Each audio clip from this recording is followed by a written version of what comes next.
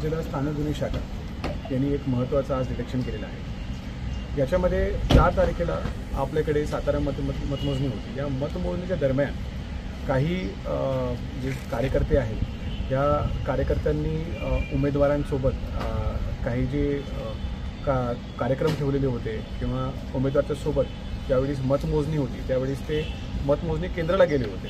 ह्या दरम्यान जी गर्दी होती त्या गर्दीचा फायदा घेऊन काही लोकांनी चेन स्नॅचिंग याच्यामध्ये केलेली होती आणि मोठ्या प्रमाणात याच्यामध्ये ते चेन सगळे गायब झालेले होते। यानंतर तपास याच्यामध्ये सुरू झाला। सातारा शहर पोलीस स्टेशनला 3 गुन्हे याच्यामध्ये दाखल केले वेगवेगळे ठिकाणप्रमाणे आणि तपास सुरू केला। त्याच्यामध्ये आम्हाला लिंक लागत गेले। लिंक लागता त्याच्यामध्ये आम्ही नगर आणि बीडपर्यंत पोहोचलो आणि तिथून हे जे आरोपी आहेत त्यांची माहिती घेऊन या आरोपीला आता अटक करण्यात आली आहे।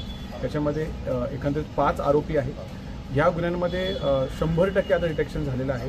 सगळे जे चेन याच्यामध्ये चोरी झालेले होते, कॅश चोरी झालेली होती, ती सगळी आता प्राप्त झालेली आहे आणि सगळे जे याच्यामध्ये फिर्यादी आहेत त्यांना आपण न्यायालयाच्या आदेशाप्रमाणे हा सर्व जो वस्तू आहे त्यांना आपण परत देतो। धन्यवाद।